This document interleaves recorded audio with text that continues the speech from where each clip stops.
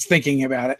Hey guys, Dave from Nerdarchy, for nerds, by nerds, and today I'm hanging out with Christopher Helton from N-World. He's the editor over there, a columnist over there, Battlefield Press.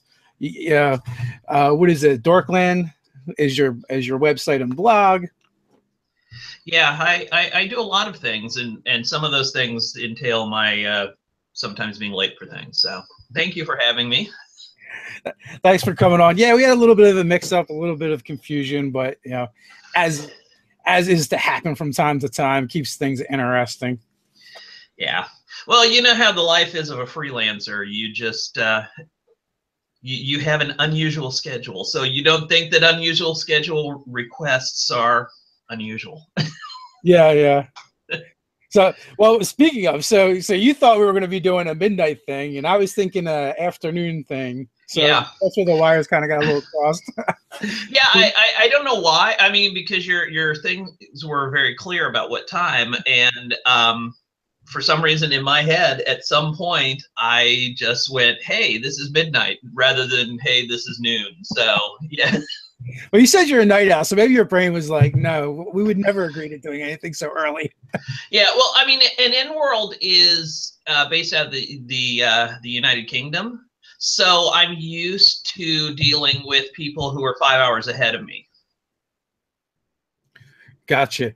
So, speaking of N-World, you've been over there a couple of years now.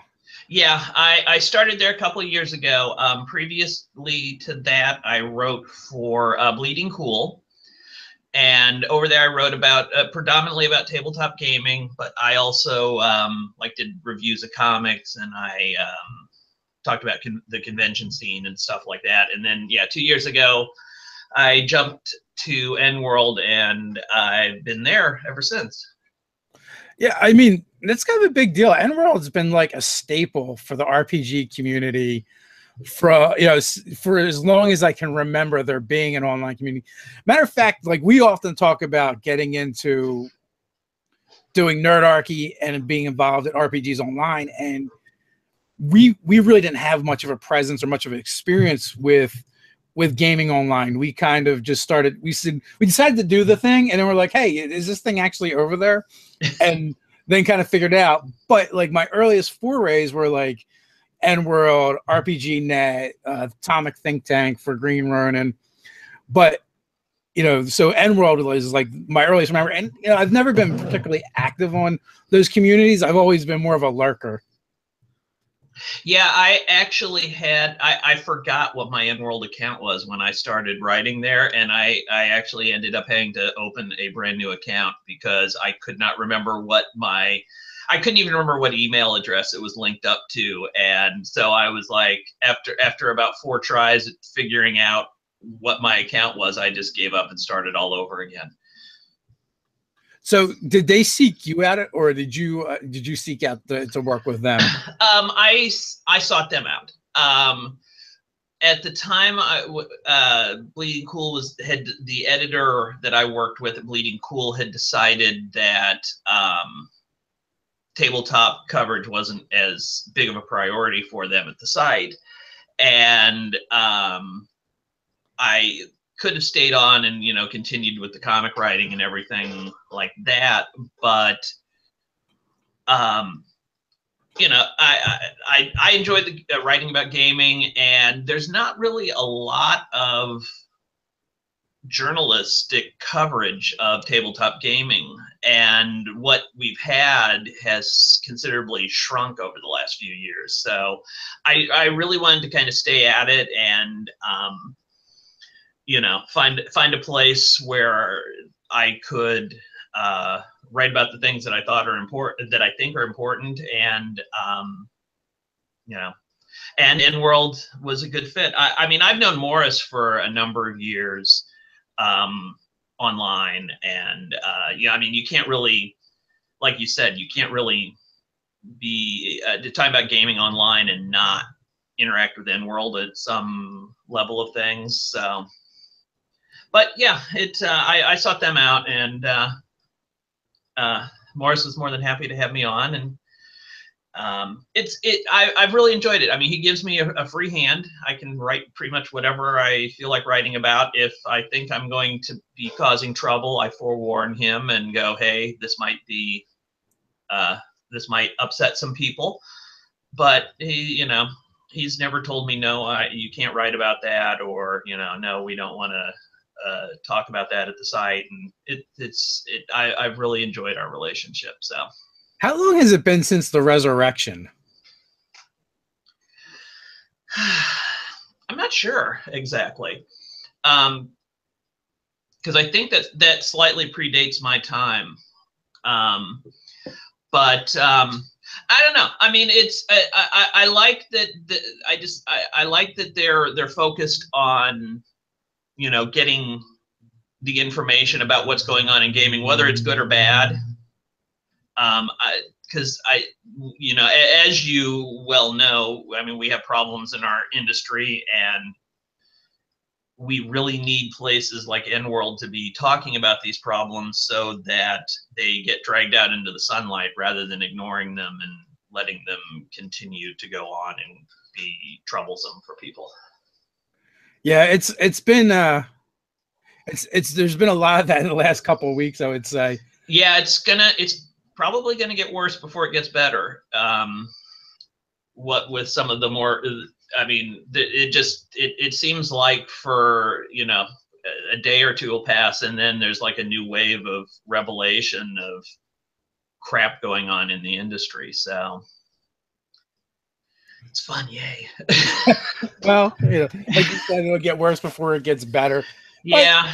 But, I feel like things are better than they've ever been, but there's always room for improvement. Right. Obviously. Oh yeah. I mean, one thing I've always said is that, I mean, we're in an era of untold riches when it comes to gaming. I mean, just about any possible like special interest or genre or play style is being catered to by some game publisher out there somewhere. I mean, in some, it's like, some of the things, it's like you're getting just a ton of stuff. And I mean, we are in a time where, I mean, we have choices unlike any other. I mean, I started gaming in 1979, and back when I started gaming, your choices were D&D or AD&D, pretty much. So and I mean, I was happy when we started to get like superhero and horror games, and I mean, now it's like, you say, hey, I want to play a horror game. It's like, okay, you want to play like Lovecraft? You want to play like Transcendental Cosmic Horror? You want to play something where you're the monsters? It's like, I just want to play horror. So, I mean, yeah, we're in a time, I think it's probably one of the greatest times to be a gamer. But, at the same time, people are people, and, that kind of gets in the way of things at times. So it absolutely does. So I see you're wearing a Black Panther shirt. Talked about Bleeding Cool and comic books and different types of RPGs. Actually, Monday nights we actually run and stream a Marvel Phase Rip game. I actually just I have a weekly group that we do online, and we just a couple of weeks ago switched. We were playing a Marvel game for about 3 or 4 months, and we just switched to a horror game this month. So, of those old style 80s games, I just feel like it's one of the least clunky. Yeah, I mean, it's one of my favorite games, and it's held up really well, and I think it has to do with the fact that it's sort of in transition between old school and new school. And I think that's why Marvel is held up so well. I mean, you see some of the early attempts at almost personality mechanics in the game. Karma. Yeah, the karma. I mean, because and the karma system is one of probably the best game design ideas of like the last 30 or 40 years in gaming, because they did such a good job of making you play your character as a superhero. Because one thing that gamers can have a problem with is that no matter what kind of game they're playing, it is going to end up looking like a D&D game. And the nice thing about Marvel is that they knew that going in, and they kind of went, look, you know, we're gonna kind of, if you decide to play your character as a hero like you're supposed to, we'll give you rewards for that. So I think that's a big part of why it is held up so long. And I mean, it's an incredible piece of game design. I mean, it's simple, and yet it's still a very robust game system. You can do a lot with it. It's really chart light. Yeah. For that time period. It's like one of the biggest. And also like the idea of spendable XP. I don't know if that's the first instance or not, but it's the earliest instance that I actually remember. Yeah. Gaming. Well, and again, it's very much a case of enforcing the tropes of the genre, where, I mean, because superheroes are all about, it's like, do I make this decision now and, you know, do what I have to do now? Or, you know, will I be able to do something important later on? I mean, and that's a central trope to comic book superheroes, particularly Marvel superheroes, where, I mean, it's all about making hard decisions and, you know, can I do this later? Do I have to do this now? And it's just a phenomenal game design. It's one of the few games that I end up getting kind of effusive about, just because it, I don't know, it's just, I've always loved the game, and it still holds up remarkably well. So, yeah. So which horror game did you guys move into? We ended up just kind of doing like a homebrew thing. I took basically a fantasy game and mashed it into being a modern day setting instead of using a traditional fantasy setting. So we're basically, the horror is coming out of the fact that that the characters are having to deal with the kind of things that you would deal with in a fantasy game, but dealing with them in the modern world rather than some pseudo medieval time kind of makes them a bit more scary. We actually just had Ivan Van Norman on zombie survivalist game out. Although you're writing on this stuff, and I know you guys put a lot of Kickstarter material out, so I'm sure you probably already know. Yeah. And they're crushing that Kickstarter there. So on your column, what kind of things do you like what is your go-to? What do you like to write about? I like doing review writing.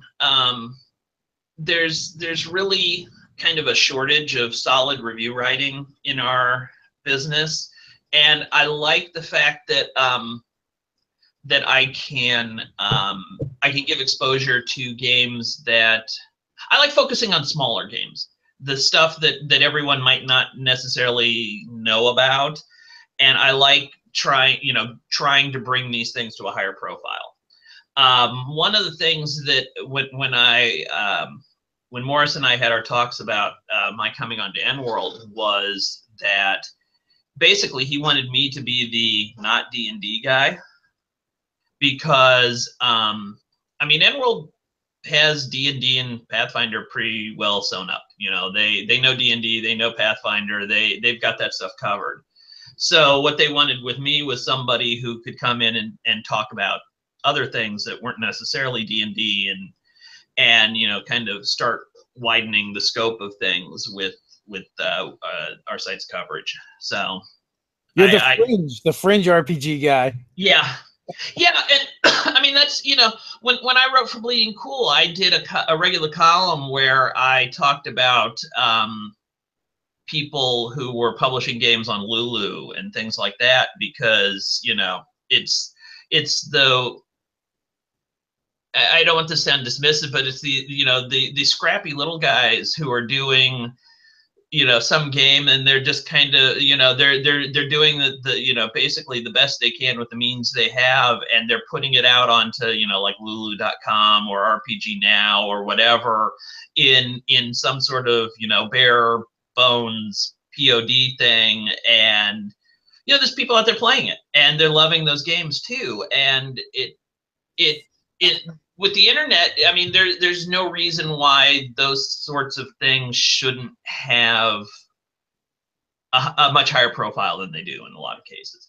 So that's kind of, even when I do write about D&D stuff, I write about, like, you know, the guys that are doing like the little self-publishing things rather than, you know, the big Wizards of the Coast releases, because, you know, I that's just the kind of stuff that I'm more interested in. Well, so what's over the years, what's one of your finds that you're like the most excited about? Well, let me think. Probably for D&D, I would go with there's a small group of small press publishers called the Hydra Collective. I don't know if you've heard of them. They're basically, they all kind of started with like old school D&D kind of stuff, and they branched out into since then. There's a couple that do like 5th edition D&D stuff now. There's one guy that does like stuff for Fate, but they're basically, it's just this group of guys who, you know, they wanted to make modules or supplements or whatever, and you know, and they basically, over time, they decided to band together, and you know, they would have better resources together than each of them separately. And they've got like just like a phenomenal group of, like, here, this is actually, isn't this a really cool cover? Can you see this? I can. It's got this kind of like Art Deco, like 1920s vibe to the graphic design. But this is the Misty Isles of the Eld. This is the I want to say 3rd part of a series of adventures by Chris Kudelik, who I'm probably massacring his name. You're in good company then, because that's kind of my MO. Yeah. But yeah, he's done a series. These are for Labyrinth Lord, and he has a setting called the Hill Cantons, and it's all revealed to like the modules he writes up, and he does like little like 30-page supplements explaining things and stuff. But it's just this, the energy in his modules is just incredible, and he's writing some of the most creative stuff. I mean, it's got this very kind of 60s psychedelic movie sensibility to it, but you know, it's just a phenomenal series of modules. And excuse me, the fundamentals of D&D are enough that it's, even though it's written for something like Labyrinth World, it's really simple to adapt it to, you know, your flavor of D&D. But but yeah, I mean, that's just kind of the sensibility of this group of writers. They've got another one coming out that they did on a Kickstarter called Operation Unfathomable. Screw it, I'm not going to get it right. But anyway, they've got it's just this a big underground fantasy exploration sandbox thing that's coming out with, like, you know, weird slug creatures and mole men, and it's there's a group of publishers that I think that everyone should have on their radar. And I've been, you know, talking about their stuff and writing about their publications at EndWorld, because, you know, these kind of people, you know, like the guys at Hydra Collective, are kind of where gaming came from. you know, it was D&D was a couple of guys who threw together their notes for their game at home, and then next thing they know, they've got a cottage industry, you know. And I think we really need to be celebrating that personal creativity a lot more than we end up doing in gaming. So, like with the Hydra Collective specifically, what would you say would be like? What would be the elevator pitch for someone who hasn't been exposed to them? Like, why they should check these guys out? What is their game? What is their take on things and to bring to someone's game? They bring an element of individualistic creativity that you don't see a lot. Each of their books is a person's idea rather than something that's kind of created by group, by committee. You know, because with like the big publishers, you've got like a developer who's got the idea and, you know, a general overview of what they want, and then they go out, they find some writers to fill in the blanks on what they have, and then they hire the artist to, you know, give it a look and all that. And by the end of things, you can have like, you know, 15, 20, even 30 people having their hands in the pot of making one book. Whereas with these guys, you know, it's their ideas, it's their implementation, and, you know, they're the ones going, hey, I need an artist for this. Can you do it so it looks like this? So my takeaway is it just feels more personal. Yeah. So, yeah, I mean, it's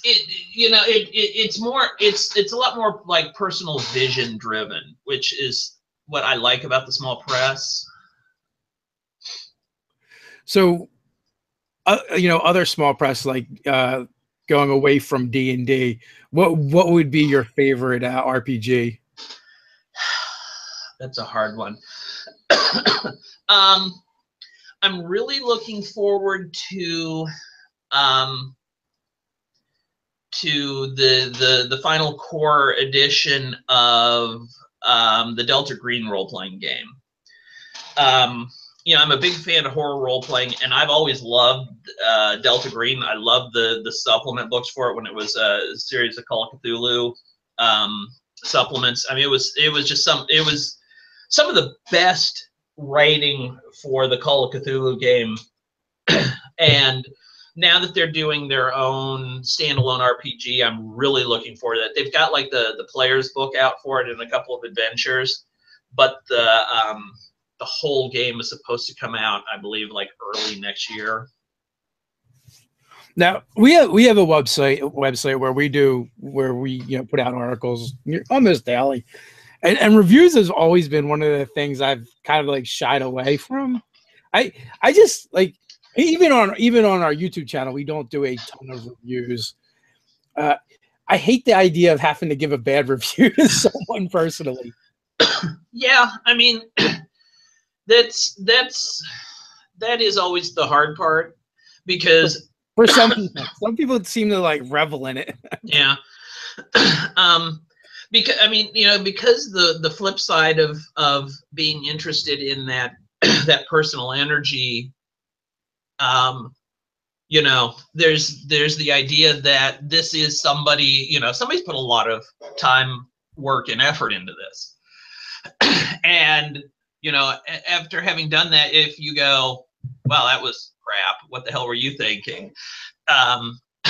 You know, that kind of sucks for that person. So, you know, I try to avoid that when I do my review writing. I don't really, if there is something that I really don't like, I will most often just not write about it, because I don't think that really helps in the long term.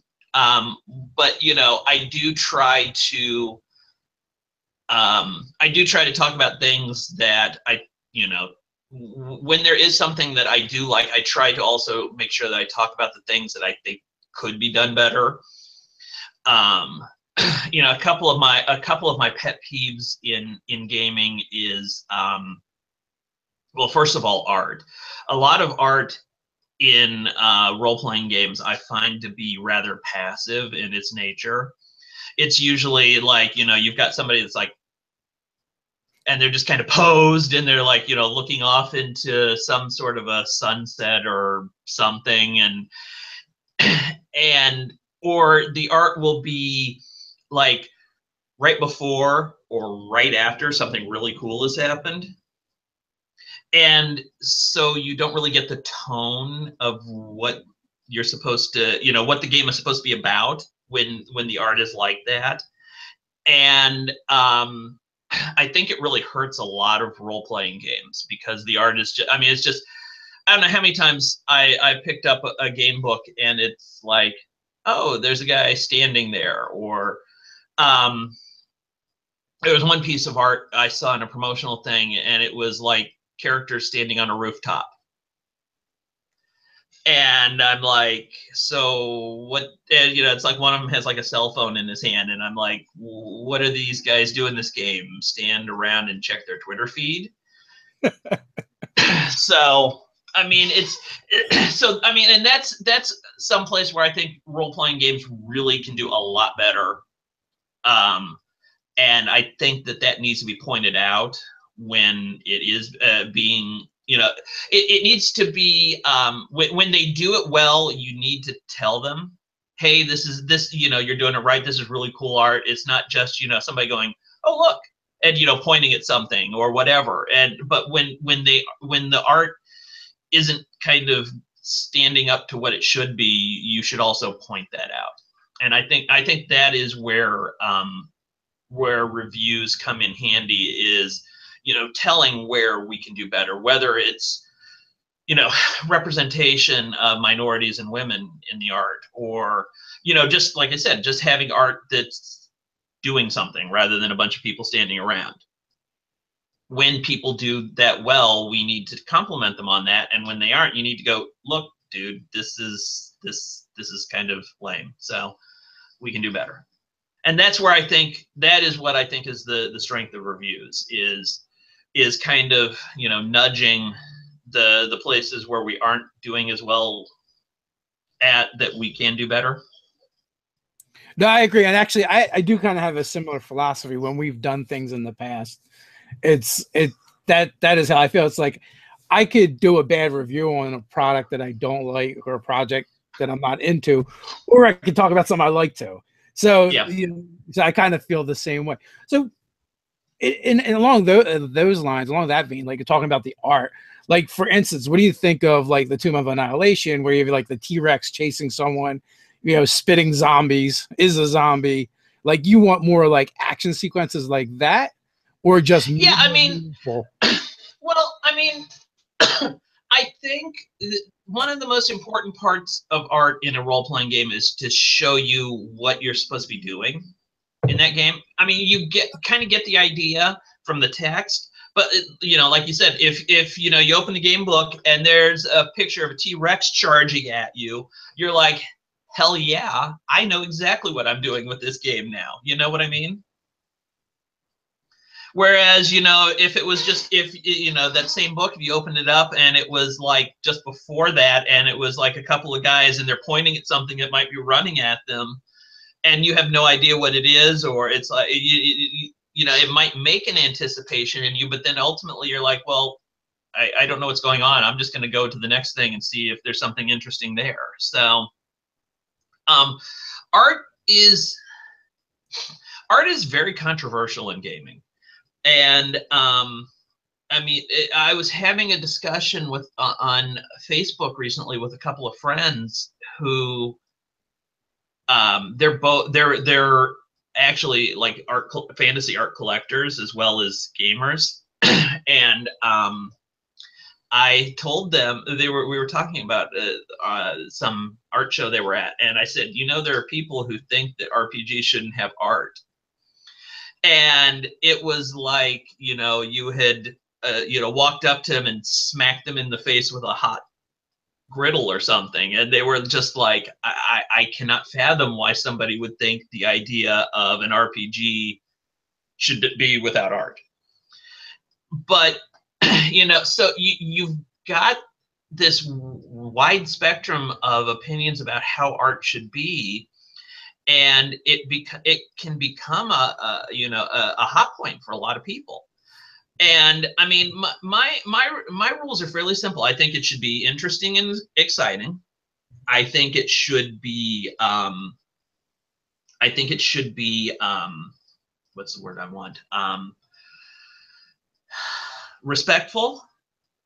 I don't have a problem with sexuality in art, but I think there is a time and place for cheesecake for the sake of cheesecake. But yeah, I mean, it's just, and I think that the art should represent the people who are playing the game as well. One of the things that we're kind of struggling with in gaming is the transition from gamers as a bunch of white dudes to gamers as a more multicultural representation of the world around us.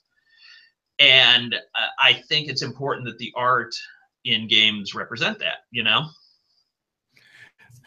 I completely agree. And like to what you're saying about, sure, sexuality in art is great, but if it's a scene of a battlefield, it doesn't really make sense. Like it's all about context. Right. And again, too, it's like making people feel comfortable and welcoming to the hobby. Right. Yeah. I mean, we need to do a lot better about about making people feel welcome to the hobby. So, and I think art is just one. It's an easy way to do that. You put you put somebody that looks like other people in the art, and they go, "Wow, I feel like I'm a part of this experience now." That is something we've been saying for a while, and in order to feel like you're welcome in a place, it goes a long way to see other people that look like you doing the thing. Right. I don't think we're going to solve that on this live stream, though. No, but I mean, we're getting a lot better about that, which is, that's a good thing. So yeah, you were talking about these conversations you're having about there's people that think there shouldn't even be in art, and it's funny because a bunch of my friends, we have some of the similar friends, we're all at Lexicon, and so we're seeing all these like great pieces of art coming out of there. And yeah, my friends they were at that thing too, and I've been drooling over their streams the last couple of days, going, I got this and I got this, and I'm like, you bastards. yeah. Well, that, and I'm like, wow, man, how much did that cost? Because there's a lot of sweet art pieces. I bought one of the original sketches from a rare Magic card. So, but yeah, I mean, it's a really weird. I mean, it's weird to hear somebody say that, because I've seen that in, like, people will comment on things like, oh, we don't need art. I'm like, what the hell? How do we not need art? I mean, I don't. It's like, I mean, as somebody who's a writer, okay, it's like, okay, thank you. I'm glad you like the fact that we're able to describe things so awesomely that you don't need any other kind of work at it. But I mean, the art, and I don't know how many times as a GM, when I've like tried to describe something, or a person or a scene or something, and then instead just like reached on a shelf, flipped open a book, and went, here, this is what it looks like. Yeah, well, what is it? A picture's worth 1,000 words. Right. So you started talking about that, and I'm like, hey, I wonder what Hallie feels about the art of D&D, the Eye of the Beholder. And I'm like, oh, wait a minute. That's where I found you, was from a conversation with Brian Stillman. Yep. He was doing that. Yeah, I met Brian at Gen Con this year, and so yeah, he was one of the ones who's been posting all of the original art from that show this past weekend. I'm like, oh, you bastard. Yeah, him and his partners, both of which have been on the show before previously. We actually met Brian at a Comic-Con at Sea. So Ah, back in January, where we started stalking him in Eye of the Beholder. yeah. Yeah, Eye of the Beholder. I'm really looking forward to that coming out. That looks like it's going to be really cool. We actually got a little bit of a preview when it was Origins when Seth, his partner, interviewed Satine Phoenix and Rudy Rutenberg. We got to hang out there while they were doing that. So that was pretty cool. Satine is I don't know if you've seen her stuff, but she did a comic a couple of years ago that was just phenomenal. It was a self-published comic that was it was like aliens and high-tech sci-fi and military action, and it was a really cool comic. And of course, now I can't remember the name of it, and I don't have. I've read the first issue. Matter of fact, she gave it to me. So yeah, I've got the first 3, I think, and I keep forgetting to contact her because I saw her at Gen Con, and she was like, "We put out the 4th issue and wrap things up," and I need to get a copy of that. So, but New Praetorians. Yeah, New Praetorians. That was it. Yeah, actually, I did a review of it when I was at Bleeding Cool. So, Doug, our editor for our website, is in the chat, and he actually threw that out there. Yeah, I don't get as much time to read as I would like, and that is another one that I want to finish the 3. Although I'm kind of annoyed with her because I'm like, this is great. You're going to give me this. I'm going to enjoy these 3 comics and be like, now I'm done. Yeah. Well, unfortunately, there were some behind-the-scenes issues involved with publishing and stuff like that, and we all know how much fun that can be. So yeah. I'm aware. We actually spent quite a bit of time with Satine and Rudy. We went out to LA to be on GM Tips and hung out with those guys, and we try and hook up whenever we're at the same conventions. They had us. They had me on the Dream Stream at Gen Con, so that was a lot of fun. They're good folks. Yes, very much. So, what do you think? Since you're doing all the commentary, you're doing commentary on the industry as a whole. What do you think of like Wizards of the Coast basically streaming every day now, and basically adding more and more?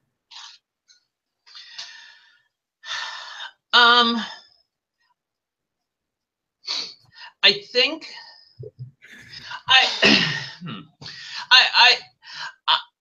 actually like how they've handled the release of things for this new edition. I think about a decade ago, things started getting really freaking crazy with release schedules for publishers. Companies like, not to name any real names, but companies like White Wolf, who were putting out 12 supplements a month. And it just, I like the fact that they're kind of focusing on quality over quantity. Let's put out one strong adventure, and get it right, rather than a swarm of little modules that are just going to kind of overwhelm both the players and the writers. Because I think what ends up happening when a publisher's production schedule kicks into overdrive, you end up with a bunch of writers who are just like going, I have to get these words out. I have to get these words out. And it's, in the late 90s, we were getting a lot of really crappy supplements and adventures and things, only because nobody was really stopping to look and like quality check a lot of the stuff. They were so trapped by the schedule of getting things out that they weren't looking at what they were getting out. And I mean, it was like, things that just didn't work or make sense or whatever. And so I'm really glad to see a publisher like Wizards of the Coast go, mistakes were made, and we should fix this stuff, and you know, we should look at what we're doing and not just release things for the sake of releasing them. Yeah, they've really gone in some interesting directions with that by one, opening up the DMs Guild and going, we acknowledge that some of you guys still want that, so here it is. Yeah. Someone else can worry about it. And also like, oh, we also recognize you guys kind of need your D&D fix. So here's Unearthed Arcana every month, but at the same time, it also speaks back to what you're talking about, like putting out better products because they're taking that information and using the data. It was really funny talking to Mike Merles, and he kept going back to the stats, right? And I'm like, wow, I just wonder if you ever thought, you know, part of your job is going to be being a statistician essentially, and always like, you know, crunching the numbers. And then also we've got, you know, D&D on Twitch, you know, 5 days a week, put out by Wizards of the Coast. Yeah. In addition to, you know, everyone else that has things going on. Well, that kind of went, you know, earlier on I was talking about there's a couple of things that I think that gaming kind of fundamentally gets wrong, and I was talking about the art. The other thing is that gaming can be really bad about explaining itself to new people.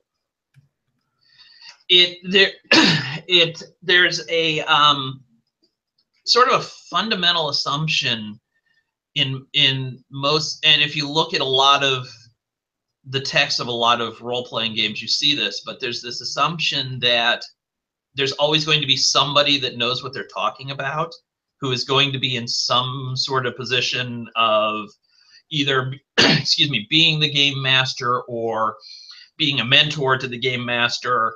And because of that, they do a really crappy job of explaining the kind of the fundamentals that you need when you're a beginner. And I mean, and that is, I think, one of the bigger flaws about 5th edition. There's a lot of really good stuff in 5th edition. You know, it is probably one of my favorite editions of the rules, but it does a really bad job of introducing itself for new people, particularly game masters. They really, I think, between like the starter box and the Dungeon Master's Guide, I think there could be better guidance for new game masters, you know, how to do this stuff, you know, how to set up an encounter, how to, you know, do a long-term campaign, how to do things that challenge the characters, but don't just outright kill them, kind of thing, you know. It's a lot of things that you either pick up by watching other game masters game master, or, you know, just through like somebody coming along going, yeah, I don't think that's really the way you want to do that, and, you know, you should do this instead. And I think that putting more like that into the actual text of games would end up helping out more in the long term, because it will get in more new people. Because I mean, it's like a video game. More or less, you can go out, you can buy a video game, plug it into your computer, install it, and figure out what the heck you're doing just by going. With a role-playing game, that's a lot harder to do, to get that kind of in a void where, I mean, first off, it's hard enough to go out and go, you know, oh, D&D, I've heard about this, I should give it a try. You know, you don't really encounter it in the wild just kind of randomly very often. But I think that if the books themselves did a better job of opening up the experience to new people, that it would make it a lot easier to get new people. I totally feel you there. And one of the things we're always talking about is that gaming is so much easier today than it was when we first started. Because even though maybe the books aren't covering that in a way that's as digestible and easier, but you have so many dungeon masters you can watch run the game now. You have channels like Nerdarchy, Dawnforge Cast, Be a Better Game Master. There's WebDM. There's tons. Right. there's tons of information out there that you can get to. And I almost feel like a little bit, you know, like maybe Wizards Goes is kind of doing a little bit of that too by running so many streams where like, because even if you listen to Perkins and Merles, they're both they pretty much say the only way to really learn D&D is by playing it or watching people play it. You know, it's not like, it'd be like nobody learned, and I think I've heard them use this analogy. No one learns baseball by reading the rule book and then playing baseball. Right. Well, yeah, I mean, but it's, I don't know. I think it's kind of a bit of a false comparison because of the physicality of baseball. I mean, it's like, you know, you don't really learn chess by just going and sitting down at a board and going, okay, I start moving these little guys. You know, you have to know the rules, and you have to know what the pieces are capable of doing before you can sit down and play. So, but yeah, I mean, I like the idea of all of these places that are doing this, you know, the live streaming and the GMing tips, but I think that just kind of falls back into what I'm saying, is that the default assumption is that there will be somebody who's going to show you how to do this stuff.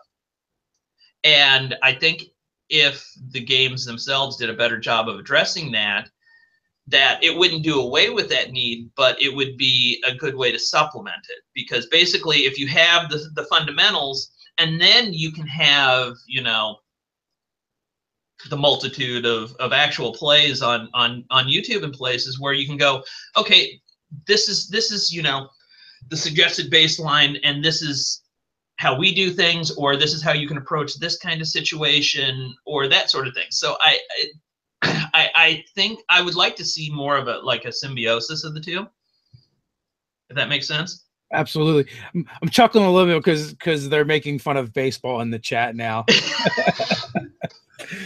And the physicality of it. Hey guys, before we get out of here, I want to hit the roll call, and we're gonna finish up. We're gonna finish up real soon. We'd like to just jump in the chat and see where people are watching from. Todd has a question. So, if you have a 100-page rule book, how many of those pages do you think should be explaining basic RPG fundamentals to a new player? Well, I think looking at things from the perspective of page count is the wrong way to do it from the beginning. I think that I just think that it should be an organic part of explaining game mastery, if that makes sense. I know there are people who think that, you know, it's like, well, a game has X number of pages about this, and that's, you know, that means that's important to it. And I don't necessarily agree with that, but I just think that it should be a part of how they explain game mastering in general. Is just, it should start with these are your basics, and then go out from there. I think it just should all automatically be a part of things. I agree with that. Hopefully that's good enough of an answer for Todd. The page count wouldn't be relevant to, you know, to the how much should be dedicated to rules, right? Because obviously it would be whatever was needed. Well, and the other thing is that I mean, I don't think this should necessarily be a baseline for everything. I think that it is more of the responsibility of games like D&D, because they are the, you know, the 800-pound gorilla of gaming. So I think that a game like D&D has more responsibility to it than a game like I don't know. I'm drawing a blank. I'm looking at all these games on the shelf next to me, and I but anyway, who am I going to pick out? Yeah. So, but I think that that, you know, some games have more of a responsibility to have that introduction than other games. The games that are, I mean, like Marvel superheroes, we were talking about earlier. Part of the reason for this that it was so successful is that a lot of people picked that game up that had never role played, and it did a fairly decent job of explaining itself. We had Travis Bowles on from WebDM, and he has this great story about trying to figure out how to roll a D100 with D6s when he first got the game as a kid. He's like, I gather up all the D6s in my house. Yeah. But that kind of speaks to what you're talking about, like, you know, with D&D and with role-playing games, and why it's like, okay, you know, you kind of like learn these games by playing them. Yeah. Yeah, I mean, when I was a kid, I mean, you know, I was playing this weird hybrid thing of like the original BX books and the AD&D Player's Handbook, and because it was like, okay, well, this is basic D&D and this is advanced D&D, so it all has to fit together in some place. So I'm going to jump in the chat real quick here. We for our roll call, we got Jay coming to us from Portugal. Todd is in Dallas. Comic Book University is in Vernon, Tachaka, but he's really in Canada. I know where you are. I know where you live. Lincoln is in Sweden. We got Doug in Cleveland. We got Everett Washington in the house, or Frigginator. Regilio is in California, usually in Utah, though. We got Raven coming to us from the OZ. We got Hillsbury, Missouri, and St. Louis with Underwood Sketches. We've got Fort Lauderdale, Florida, in the house with Andrew. Sturgis, South Dakota, with Ralph. Josh is in Arkansas. We got Virginia in the house with James. John Lachlan is in Granite City, Illinois. We got Utah in the house. It's Illinois. Yeah. I grew up in Indiana, and they used to teach us how to pronounce Illinois. I don't know how many times I had elementary school teachers say there is no noise in Illinois. Yeah.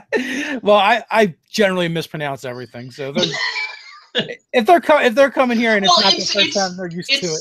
I mean, why put an S at the end of things if you're not going to use it? I mean, I understand completely. True, it makes sense. Illinois, I will work on it. I've been schooled today. We also have Matt from Fort Worth, Texas, and we have Castlegar Earth as well with Kyle. Andrew says he's originally from Columbus, Indiana. So Hoosiers represent. Yeah. So we got people coming in from all over the place, which is always fun, reaching the far corners of the world. We were well past the hour mark. We started a little late, so that's okay. I want to thank you for coming on, Christopher. You can come on anytime you like. Just let us know. I'm more than happy to have you on. It was a lot of fun. Thank you for asking me. And you know, and next time I won't assume that you want to do this at midnight. Nice. And in the future, if you ever run into some of those RPG gems that don't get as much recognition or press, feel free to point them in our direction. We're always looking for people that are doing interesting and fun things and getting the word out about the various corners of the hobby. Cool. My pleasure. Thanks, everyone, for hanging out with us today. Sorry about the late start. Until next time, guys, stay nerdy.